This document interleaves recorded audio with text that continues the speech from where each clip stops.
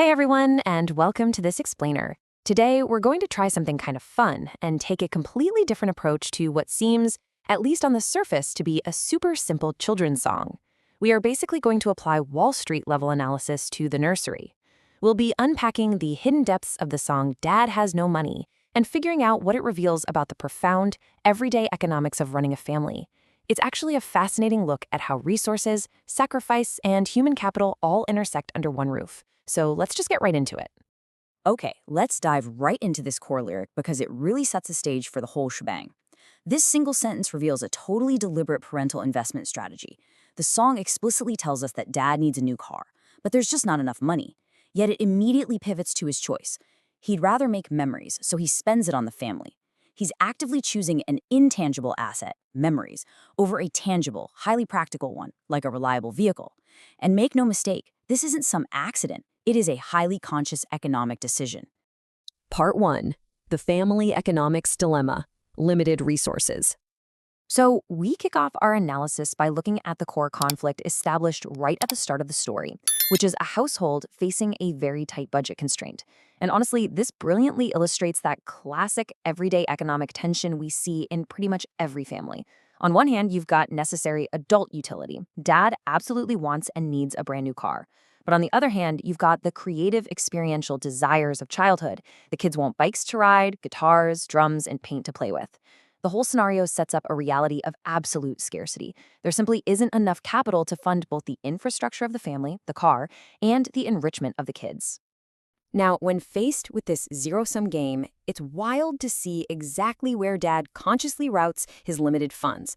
The allocation is incredibly stark. We are talking 100% of the discretionary budget going toward the family's enrichment, leaving literally 0% for that brand new car he needs. He's weighed the opportunity cost and firmly decided that the family's immediate, joyful experiences hold way more value than his own personal transportation. Moving on to part 2. Investing in lifelong memories, the cycle of sacrifice. What's really interesting is that the lyrics repeat this fascinating three-step narrative loop across several different desires, which proves this is a consistent behavioral pattern, not just a one-time thing. Step 1, the kids want something, like bikes, instruments, or art supplies, and they actually try to build them by themselves.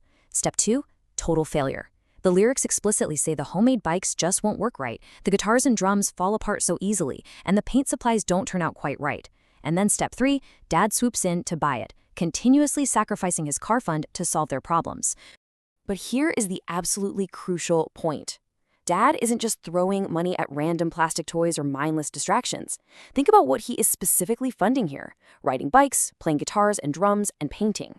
These are active, creative, skill-building experiences meant to forge lasting family bonds. He's enthusiastically investing in his children's human capital. He's buying them tools for self-expression, which, if you think about it, is a highly sophisticated way to allocate extremely limited funds.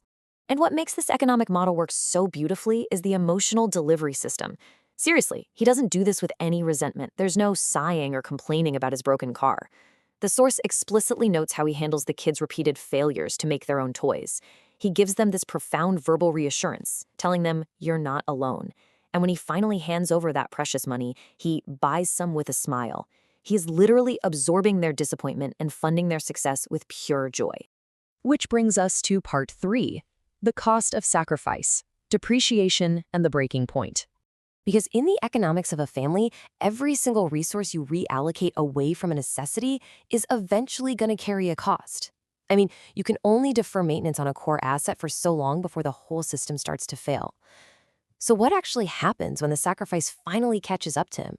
Well, we finally see the physical depreciation become an undeniable reality.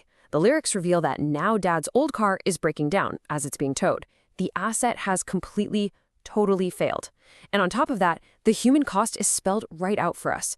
Now Dad is feeling tired. He is experiencing literal exhaustion from carrying the family's needs and putting his own on the back burner. This deferred maintenance has resulted in a total breakdown of his transportation, putting him in a super vulnerable spot. Yet, and this is amazing, even at this absolute breaking point, as his car is literally being towed away and he's physically drained, his return on investment is beautifully evident. The source tells us Dad was thinking back on all the good times with the family. He finds his comfort in those very memories he purchased.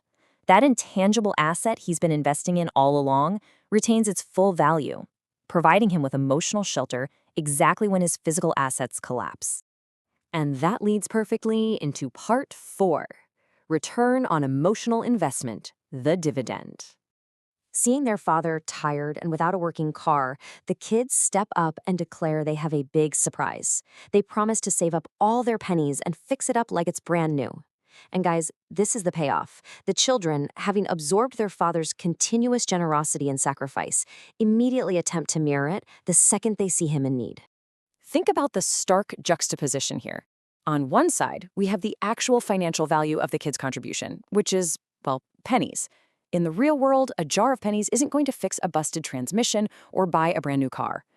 But on the other side, we have the emotional weight, the sheer magnitude of this gesture, offering absolutely everything they have to rescue their father, proves that his investment strategy worked flawlessly. The kids' earnest desire to save their dad is a textbook example of what we can call emotional return on investment, or emotional ROI. Dad didn't just buy bikes and paint, he bought empathy. He taught his kids how to care for someone else by modeling it for them time and time again.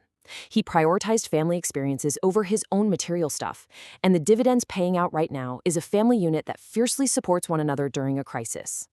So as we wrap up this explainer, I really want to leave you with a provocative thought about your own everyday choices and resource allocation. We all face budget constraints, right? We all have to choose between the practical things we need and the experiences our loved ones desire. But looking at the profound return Dad got from his sacrifices, it really begs the question, what memories are you investing in today? Are you building the kind of emotional capital that will be there for you when your own metaphorical car breaks down?